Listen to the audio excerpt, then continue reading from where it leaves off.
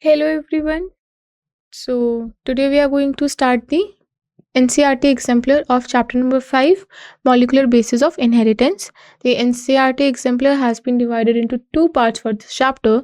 Today we are going to cover part 1 and tomorrow we will cover the part 2. So let's start.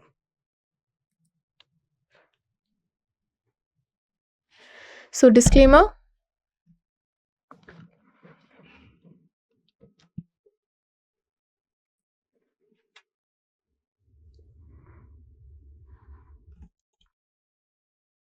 So what are going to be today's learning objective? So from this from this we will going to explore and understand the fundamental concept of the chapter 5 molecular basis of inheritance and how by working through the NCERT exemplar questions. Then so if you're gonna see the today's index, it will be like this. So first we are going to cover multiple choice questions. Question numbers and count has been given. Then very short answer type questions from 1 to 5, then short answer type question 1 to 8, then long answer type question 1. So in total today we are going to cover 24 questions. So let's start with the first question. So this is NCERT exemplar first multiple choice question. Question says, in a DNA strand, the nucleotides are linked together by, this is from NCERT section 5.1.1. Options are glycosidic bond, phosphodiester bond, peptide bond, or hydrogen bonds. So in this question they are saying, so in the DNA strands, okay, the nucleotides are linked together, and how are they linked? With the help of which bond they are linked? So we have to answer this question. So what is the answer of this question? It's phosphodiester bond.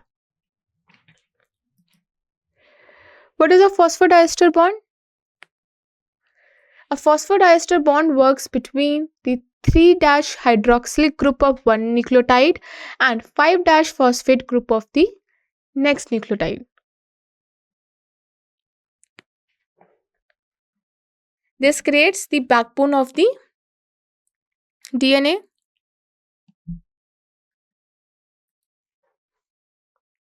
Glycosidic bond, if we talk about, these connect the nitrogenous base to the sugar within the nucleotide. Peptide bond, it do what? It connects to amino acid in proteins. Hydrogen bonds, these connect complementary base pairs between the two DNA strands. And this is the phosphodiester bond. What is a phosphodiester bond? It is forming between the 3' hydroxyl group of one nucleotide and 5' phosphate of the next nucleotide. Now, NCERT exemplar 4 multiple choice question. This is the fourth one. Question says, the fact that a purine always paired base through hydrogen bonds with pyrimidine base leads to in the DNA double helix. So the question is saying technically, so we know that the purines always pairs with pyrimidine with the help of hydrogen bonds. So this fact led to what in the DNA double helix structure? Option 1, the anti-parallel nature.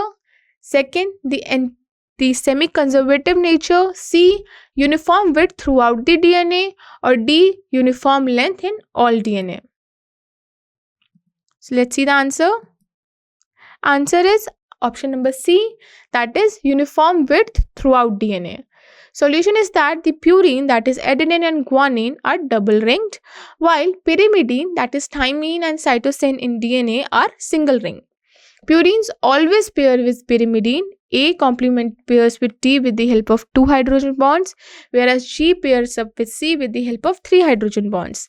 This pairing ensures constant width, that is 2 nanometer throughout DNA, as double ring plus single ring equals to uniform diameter. Anti-parallel nature relates to strand orientation. Semi-conservative replications refers to the DNA copying mechanism. So this is what this pairing up helping in what? It is helping in maintaining the width between the DNA. Now, next question is NCERT Exemplar 5 multiple choice question, 5th multiple choice question. Question says the net electric charge on DNA and histone is.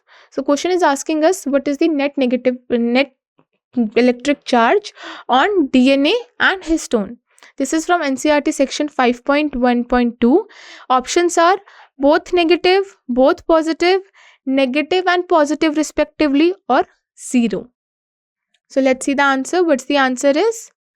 So the answer is negative and positive respectively, because we know that the DNA is negatively charged because of its phosphate backbone.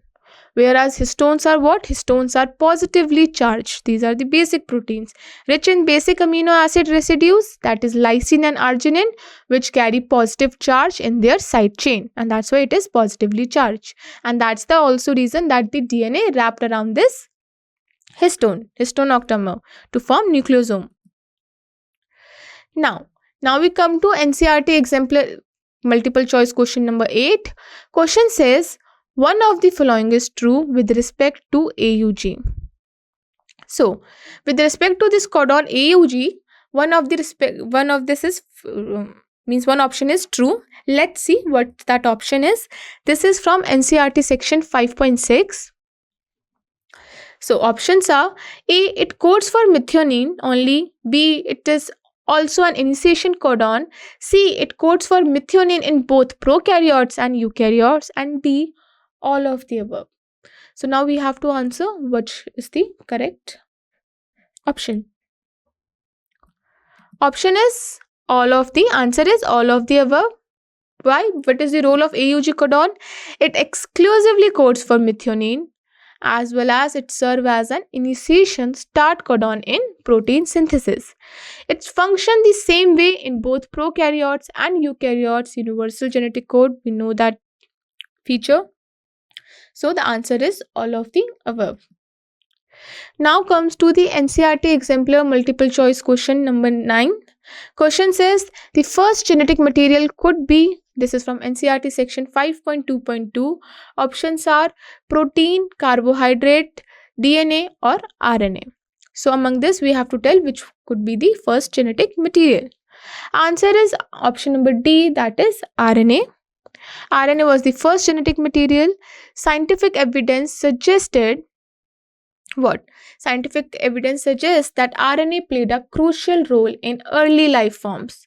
It was acting as both a genetic material and a catalyst for various biochemical reactions before the evolution of DNA.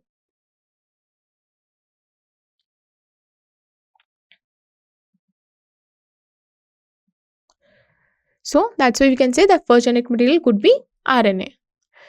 Now we come to NCERT exemplar multiple choice question number 10th. This is from NCERT section 5.5.2. Question says with regard to mature mRNA in eukaryote. So with regard to mature mRNA in eukaryote, we have to answer the correct option. A is exon and introns do not appear in mature RNA. Exon appear but intron do not appear in mature RNA.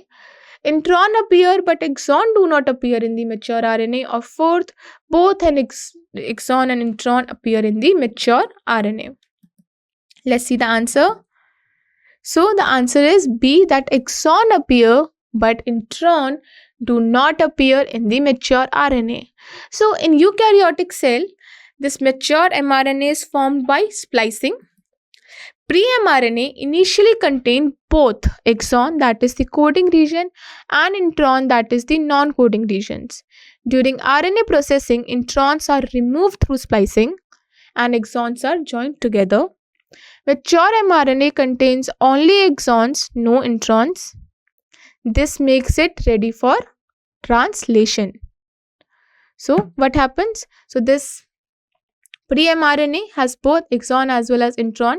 Exon the coding region, whereas intron is the non-coding region. During this RNA processing, during this splicing process, what will happen? Intron will remove and these exons are joined together. So this mature mRNA will contain only exons and no introns, and this make it ready for translation. This could now be translated into protein.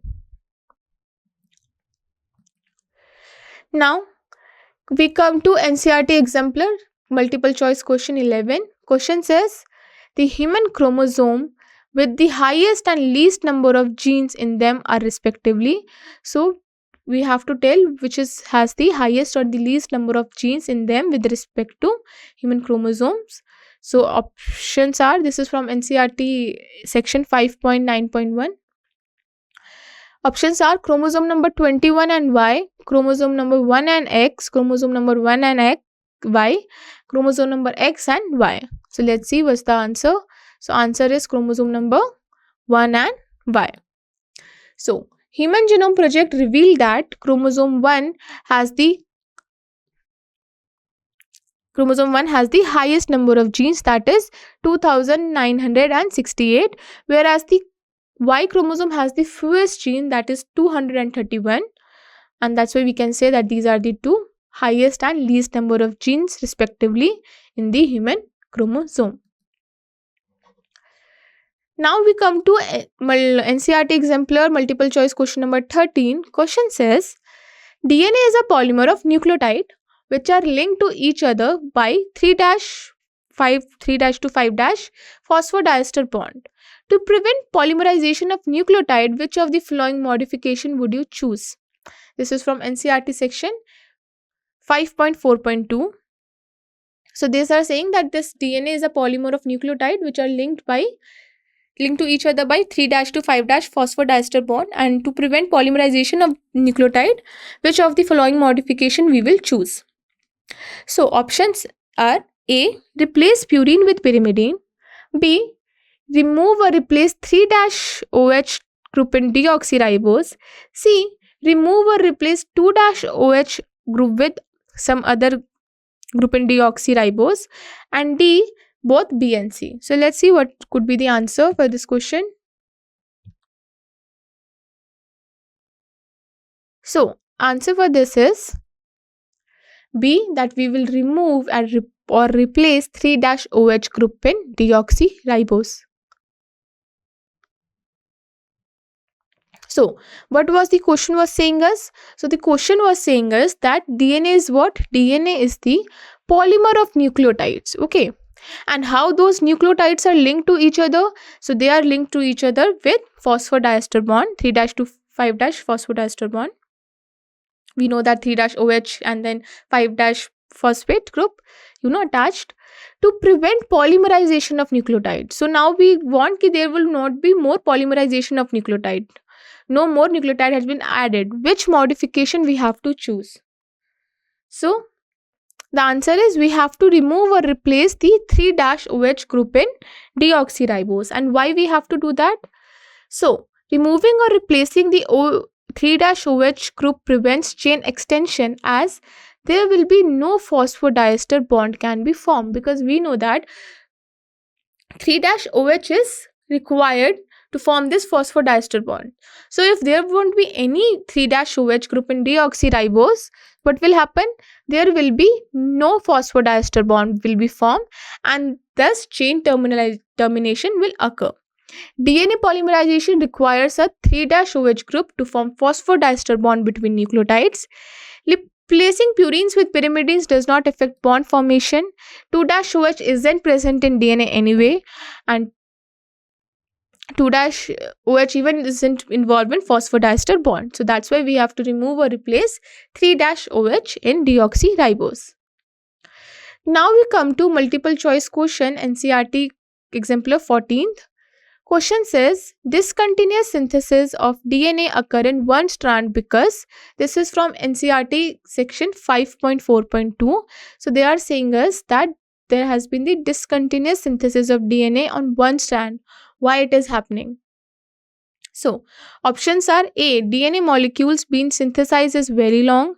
B, DNA dependent DNA polymerase catalyzes polymerization only in one direction, that is 5- to 3-. C, it is more efficient process, or D, DNA ligase has to have a role. So which option among them is correct? Let's see.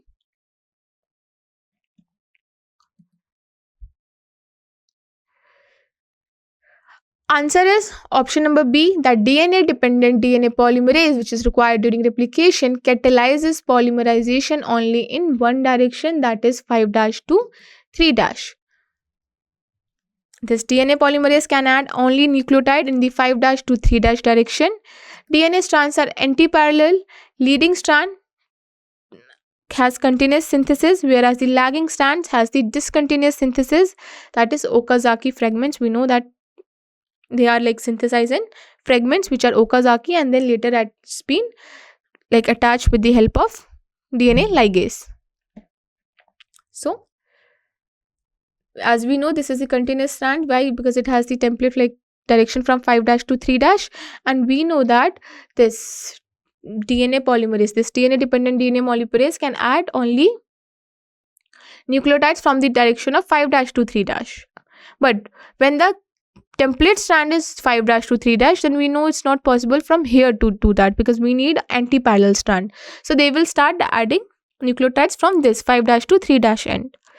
And what will happen? It will be like form in discontinuous form, and then it will be like later ligated with the help of DNA ligase. And these fragments are what we call Okazaki fragments, and that strand is called lagging strand.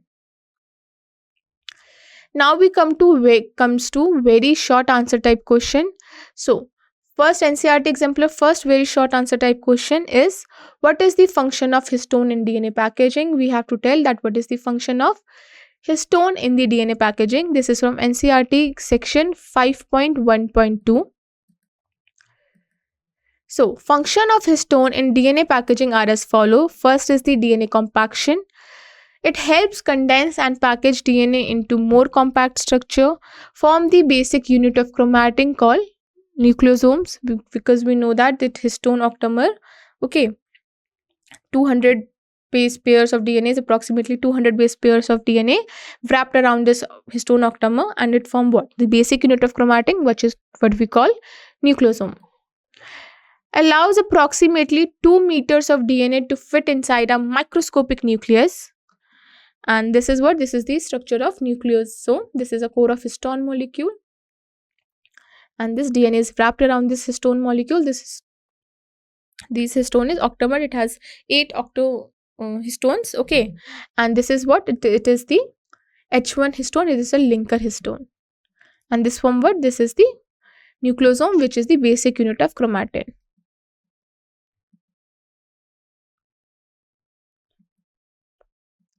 Now, if we talk about structural organization, 8 histone proteins form an octamer core. DNA wraps around this core about 1.7 times.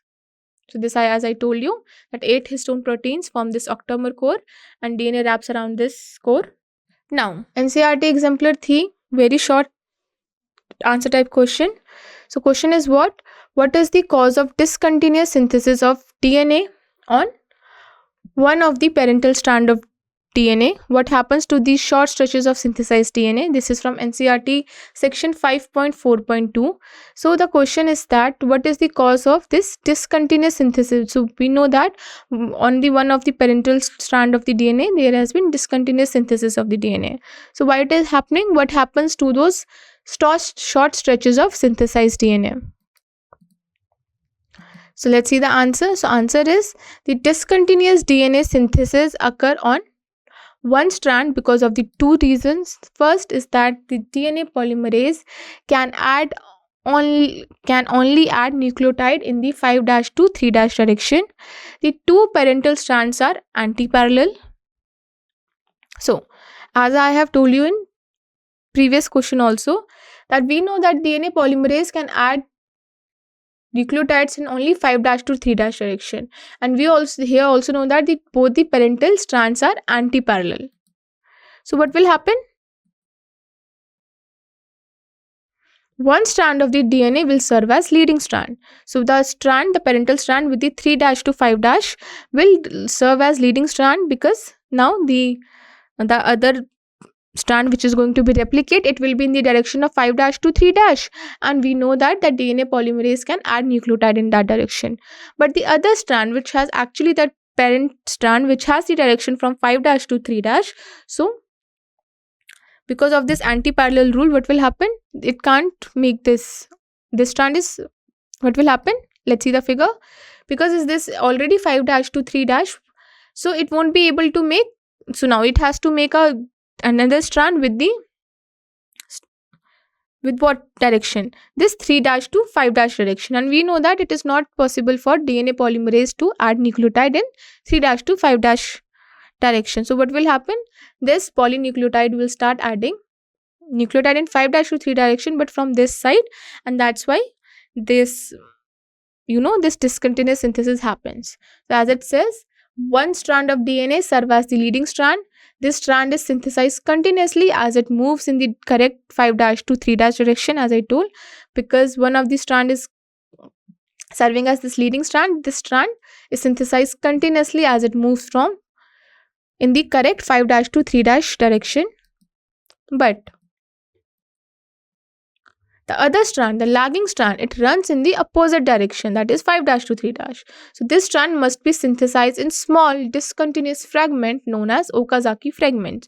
So because this strand is already in 5 dash to 3 dash strand, okay, so now the other strand can't be like other strand from like this, in this way it has to be also 3 dash to 5 dash, but we know it's not possible for DNA polymerase to add nucleotides in that direction. So it will start adding that nucleotides from 5 dash to 3 dash in this direction, but it will synthesize in small discontinuous fragments, what we call Okazaki fragments, which is later like joined together with the help of DNA ligase.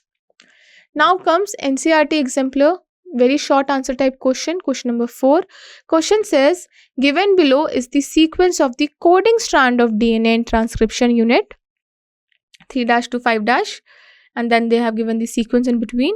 Write the sequence of its complementary strand or the mRNA. So these are from the NCERT section 5.1.1 and 5.5.1.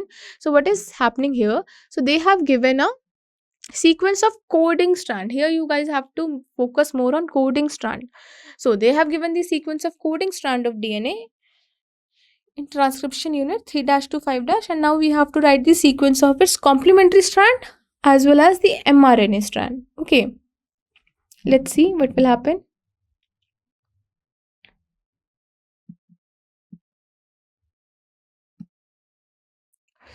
So if we talk about the base complementarity rules in DNA, what will happen? Adenine pairs with thymine via 2 hydrogen bond.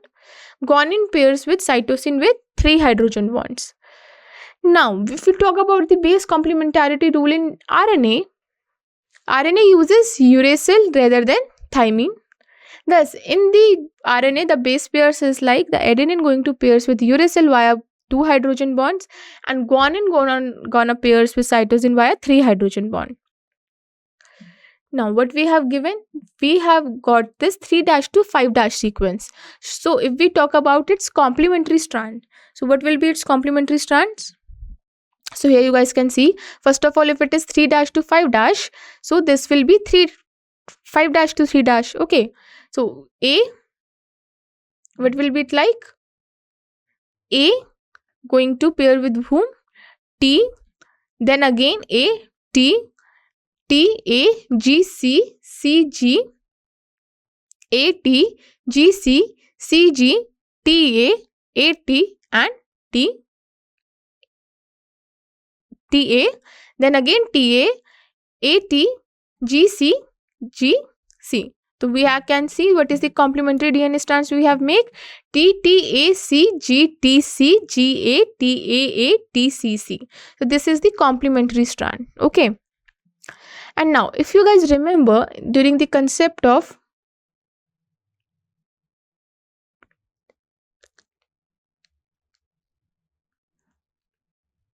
complementary strands, so you guys getting what's here the complementary strands means? So if this, they have given us the 3 dash to 5 dash strand, so now we have to tell the what is the base pair in the 5 dash to 3 dash. So it will be what? It will be like complementary, like A is going to complement with T, G is going to complement with C. So like when we did that, what came that T, T, A, C, G, D, C, G, A, T, A, T, G, G. So this is the complementary DNA strand 5 dash to 3 dash. Okay, now if you guys remember that during the concept of transcription, we have studied that there are the two strands of DNA. Okay, one is called coding strand and one is called template strand. And template strand was the one, which is going to transcribe into mRNA, whereas the coding strand is the one which is going to have the sequence same as mRNA, but only the difference between is that mRNA has what? mRNA has uracil irrespective of thymine. So here if you guys see what we have got, first we have got the complementary DNA strand. Okay, this is the template strand what we got, which is going to transcribe into RNA. But we know that the coding strand will have same sequence to the mRNA strand, except of thymine there will be uracil. Okay, which has been shown on the slide. Now next question comes. Next question is NCERT Exemplar 5. Very short answer type question. Question is, what is DNA polymorphism and what it is important to study? Why it is important to study? This is from NCERT section 5.10. So if you will look at this, what is the answer for that? The answer is that DNA polymorphism, it refers to what? It refers to the variation in the DNA. Variation in the DNA within a population. It arises through mutation at non-coding sequence, and these mutations are heritable and accumulate over generations. If a heritable mutation is observed in a population at a frequency greater than 1%, it considered DNA polymorphism. Examples are VNTR, that is variable number of tandem repeats, and single nucleotide polymorphism. So what is DNA polymorphism? So the DNA polymorphism is what? It is the variation in the DNA within a population arises through mutation at non-coding sequence. These mutations are heritable and can be accumulated over generation. If a heritable mutation is observed in a population at a frequency greater than 1%, it will consider as DNA polymorphism. Examples are what? VNTRs and single nucleotide polymorphism. Now, importance of studying DNA polymorphism. What is the importance of studying the DNA polymorphism? It has role in DNA fingerprinting. Identification of that VNTRs, okay, variable number of tandem repeats, is the basic principle of DNA fingerprinting. It helps in identification of criminals, solving of family issues, etc. The single nucleotide polymorphisms are used in locating disease and tracing of human history. That's why this DNA polymorphism, it is important. Now we comes to what? Now we comes to short answer type question, and this is the first NCERT exemplar short answer type question. So question is, describe transformation in Griffith experiment. Discuss how it helps in identification of DNA as genetic material. This is from NCERT section 5.2. So question is saying us that we have to tell, we have to describe and define this transformation in Griffith experiment, and how that experiment helps us to identify that DNA act as the genetic material. This is from NCERT section 5.2. In Griffith experiment, transformation refers to the process of conversion of the non-virulent, that is the rough R strain of Streptococcus pneumonia bacteria, into virulent smooth S strain. So if you guys remember, when we have studied this Griffith experiment, what we have studied that the non-virulent, which was the rough strain of the Streptococcus pneumonia, has converted into virulent, that is smooth S strain of Streptococcus pneumonia. So in Griffith experiment, if we talk about transformation, it refers to this only, that is conversion of this non-virulent rough R strain of Streptococcus pneumonia to virulent smooth S strain of Streptococcus pneumonia. So this I will explain when we will see every aspect. This way, by acquiring genetic material from a heat-killed virulent strain of Streptococcus pneumoniae, this genetic material, which Griffith called the transforming principles. So if you guys remember what happened in this Griffith experiment, so What Griffith did? So they are the two strains of Streptococcus pneumonia. One is the R strain, which is rough strain. Other one is the S strain, that is smooth strain. Smooth strain is S strain is what? It is virulent. It causes the disease, and when it injected in the mice died. Okay. Then what happened when they heat kill the when the scientists heat kill this S cell, and now when they have like injected it into the mice live. It means heat killing that cell has killed the pathogenicity of that cell. Now third mice, what he did, he injected this living R cells. So when he injected this living R cells to the mice, what will happen? Because we know that the rough strain, it is not virulent, so mice is going to live healthy. So now, in fourth one, what happened when they have mixed heat killed S cells and living R cells? What happened?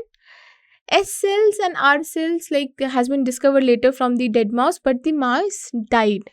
It means there was some transforming principle which have changed this rough strain into smooth strain.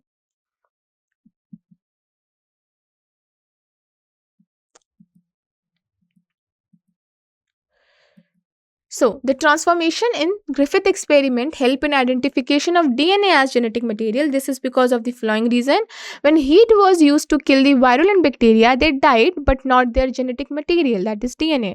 This DNA, when picked up by non-virulent bacteria, made them capable of causing infection, and that's why it can make the mice dead. Ability to cause infection could be passed on by these organisms to their progeny. On the basis of these observations, it was concluded that DNA was material that was inherited. So, yeah, so basically, what happened in this experiment? So, biochemical nature, that what is actually, the uh, what is actually the genetic material, that came into picture later with more experiment, with Hershey and Chase experiment. But Griffith experiment told what about that there was some transforming principle that has changed the R cells into S cells, means rough cells, non-virulent cell into virulent cell. Now we come to NCERT Exemplar 2 short answer type question. Question is, who revealed the biochemical nature of transforming principle? How was it done? This is from NCERT section 5.2. As I said in previous question, that this Griffith experiment has shown that there was some transforming principle, but what was actually the biochemical nature of it? That is proved later, and we have to tell who has done this and what was the experiment, how it was done.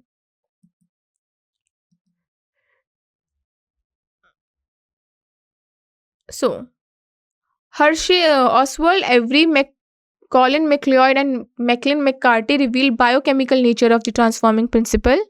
This was done by performing following experiment.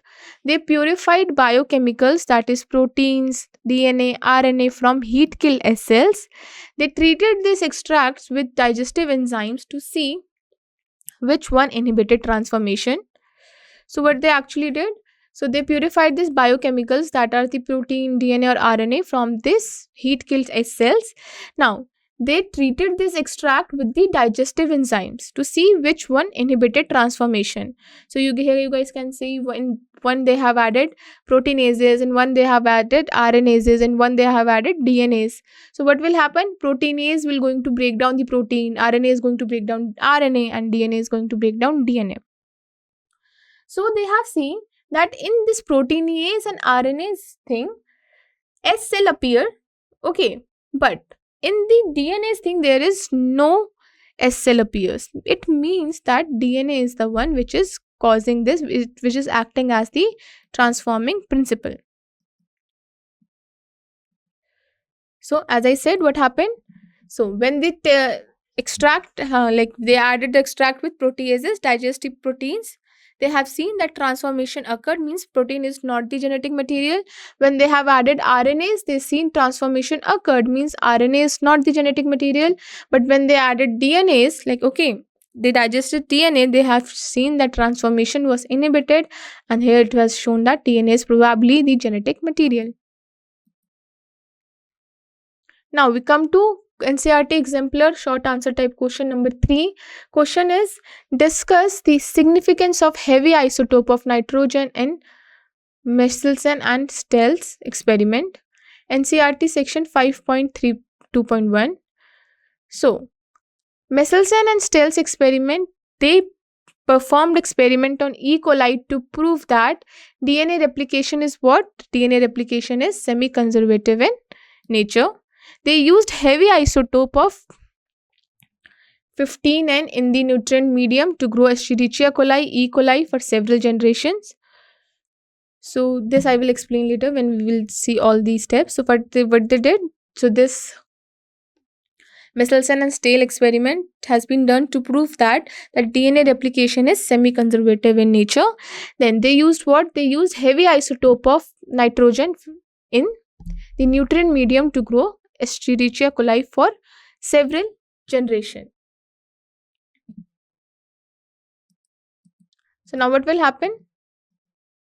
Then they transferred the cell into the medium with normal ammonium chloride where the N is 14. After that, they took sample at various time interval as the cell multiplied. The extracted DNAs were then centrifuged and measured to get their density. So what happened? First they did what? First they have cultured that, cells into medium with having the heavy isotope of nitrogen. Then after, when they say, okay, they have made all this bacteria, they have grown fully this bacteria in heavy isotope of nitrogen, then they have transferred that cells from the heavy isotope of nitrogen media to the normal isotope of nitrogen media, that is the ammonium chloride which has the normal isotope of nitrogen.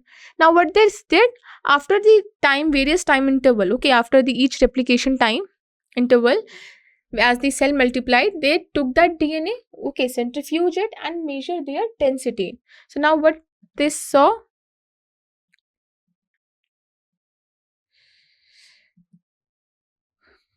okay, so here they have started telling us what is the significance of the heavy isotope of nitrogen in Michelson and Steel experiment.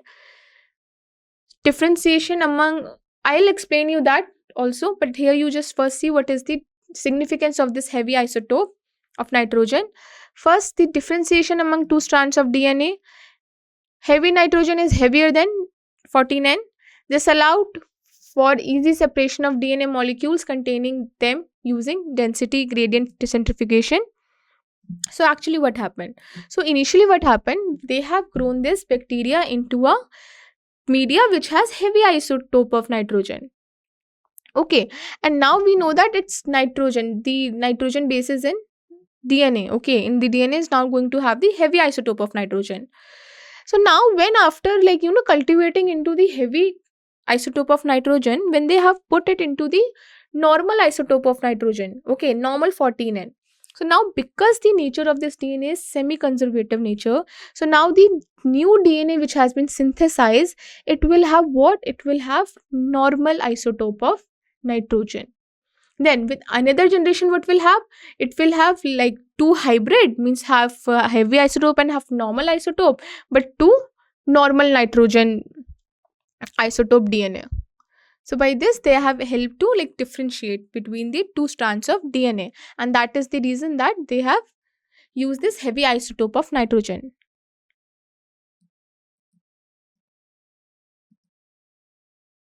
Then tracking DNA strands.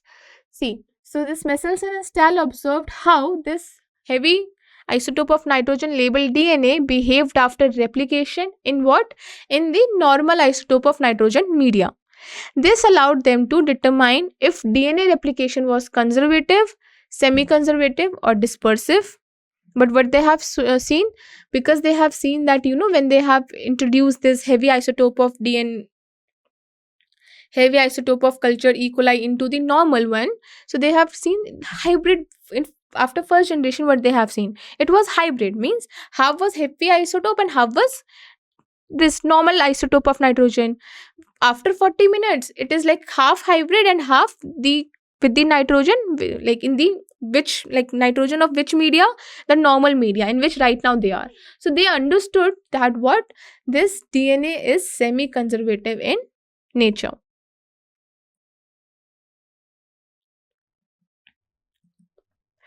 Now, what was the evidence of this semi-conservative replication? The experiment showed the intermediate density DNA after one generation. As I told you that what happened after one generation, there were hybrids.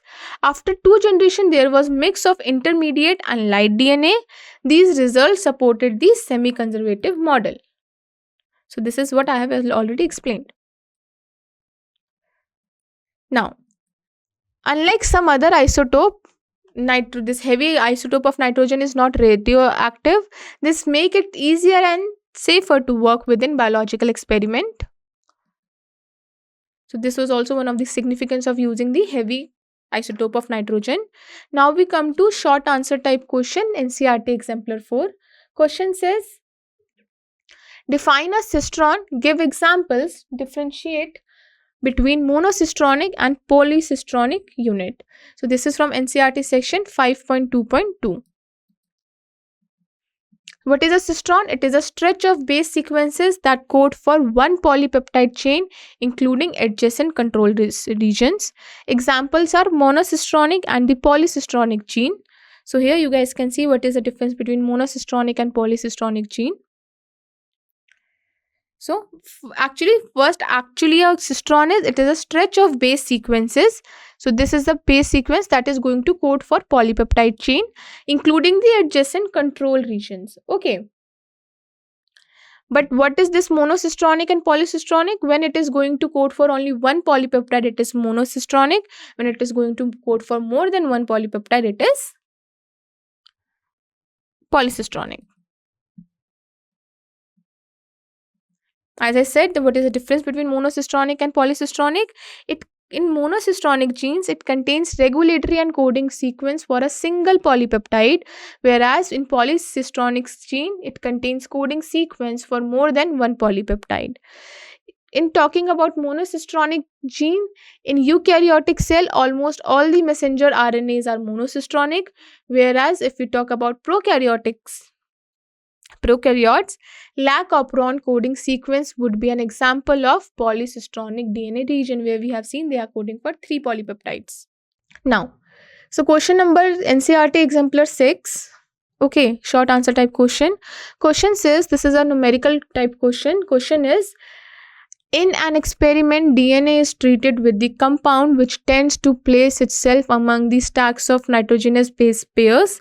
As a result of this, the distance between the two consecutive bases increases from 0.34 to 0.11 nanometer.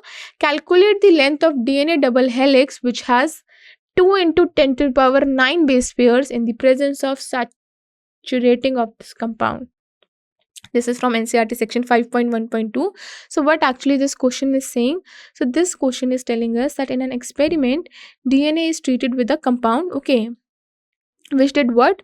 Which tends to place itself among the stack of the nitrogenous base pair, and because of this, what happened? The distance between the two consecutive bases, which was earlier 0.34 nanometer, increases to 0.44 nanometer. Now we have to do what? Now we have to calculate the length of the DNA double helix, which has how many base pairs? 2 into 10 to the power 9 base pairs. Okay. So initial distance between base pairs was what? 0.34 nanometer. Now it becomes what? 0.44 nanometer. Number of base pairs, how many number of base pair it is? 2 into 10 to the power 9 base pairs. So now, length of the DNA, we know is like what? Is equals to number of base pairs into distance between consecutive base pairs. So if we talk about the length, it will be how much?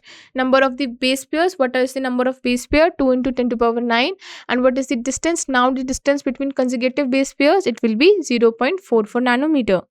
So now the length of DNA will be how much? 0.88 into 10 to the power 9 nanometer, or 8.8 into 10 to the power 8 nanometer. if you want, then you can also do the conversion. We know that 1 meter equals to 10 to the power 9 nanometer. So then we can calculate it at like in meter or centimeter. Now we come to NCERT Exemplar 7 short answer type question. Question is, what would happen if histone were to be mutated and made rich in acidic amino acids such as aspartic acid and glutamic acid in place of basic amino acids such as lysine and arginine?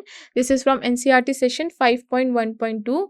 So the question is simple. The question is saying that that histone is like usually histone is made up of what? It is made up of the basic amino acids such as lysine and arginine. Okay, these are the basic amino acid having the positive charge. If this basic amino acid has been mutated and made rich in acidic amino acids such as aspartic acid or glutamic acid, what will happen? So histone DNA binding ability would be disrupted if they were mutated to contain acidic amino acid instead of their normal basic amino acid. Why this will happen? Because we know that DNA is negatively charged molecule, okay, and histones are positively charged because of their presence of basic amino acid, and therefore they are attracted to each other. Now, if this histone become also negatively charged, so instead of attracting to each other, they will rather repel DNA. As a result, packaging of DNA in eukaryote will not happen. Consequently, the chromatin fiber would not be formed, and therefore we know that there won't be any chromosome and anything. Now, next question come to NCERT Exemplar question number 8 of short answer type question. Question is, there is only one possible sequence of amino acid when deducted from a given nucleotide, but multiple nucleotide sequence can be deduced from a single amino acid sequence. Explain this phenomena. So this is from NCERT section 5.6, sorry. And so question says, so there is one possible sequence of amino acid, okay, when deduced from given nucleotide. So there is only one possible sequence of amino acids is there when they try to deduce from given nucleotide, but multiple nucleotide sequence can be deduced from a single amino acid sequence. But with from a single amino acid sequence, there would be multiple nucleotide sequence that can be deduced. So we have to explain this phenomena. So we will explain this phenomena. This is what we have studied in genetic code thing. It is degeneracy. Means multiple codon can code for same amino acid, or some amino acid are coded by more than one codon. This redundancy is a key characteristic, that multiple codons can code for same amino acid, or we can even frame it in this way, that some amino acids are coded by more than one codon. Example, leucine has 6 codons. So these are the 6 codons that can code for leucines. This is the degeneracy. Now we come to today's last question. This is the NCERT Exemplar 1 long answer type question. Tomorrow we will do more. Question is, give an account of post-translation modification of eukaryotic mRNA. This is from NCERT section 5.5.3. So it is a very simple question. They are saying us that we have to give an account of what? Post-transcriptional modification of eukaryotic mRNA. Let's see the answer. So answer is, so if we talk about the post-transcription modification, primary transcript contains both exons and introns. We know that exons is coding part and introns is not coding. So for that reason, primary transcript need to be processed. The processing of pre-mRNA immediately after transcription is called what? Post-transcriptional modification. This include which processes? Splicing, capping and tailing. So if we talk about each and every process, splicing, what happens in splicing? Splicing involves the removal of introns and then followed by joining of exon in defined order. Capping is what? So at the 5' end of this hnRNA, which is the pre-mRNA, which is not being modified. So this is addition of methyl guanosine triphosphate occur will at the 5' end. And tailing, what is tailing? Tailing is the addition of 200 to 300 adenylate residues at 3' end of hnRNA. So this is also called polyadenylation. this fully processed hRNA now becomes mRNA. So we can see here in the process. So what is this? First is the capping happens. So capping happens where? At the 5' end of hnRNA, where there is addition of methyl guanosine triphosphate at 5' end. Then what will happen? Splicing. Splicing, you guys see what is splicing. Splicing is the removal of introns, which is followed by joining of exon in defined order. And then when there is no intron there, last thing what will happen? Polyadenylation, that is addition of the 200 to 300 adenylate residue at the 3' end of hnRNA. And now we have fully processed this hRNA, which becomes our mRNA. So this is about all the post-transcriptional modification of a eukaryotic mRNA. Thank you. It's all for today class. Rest question we will do in tomorrow's class.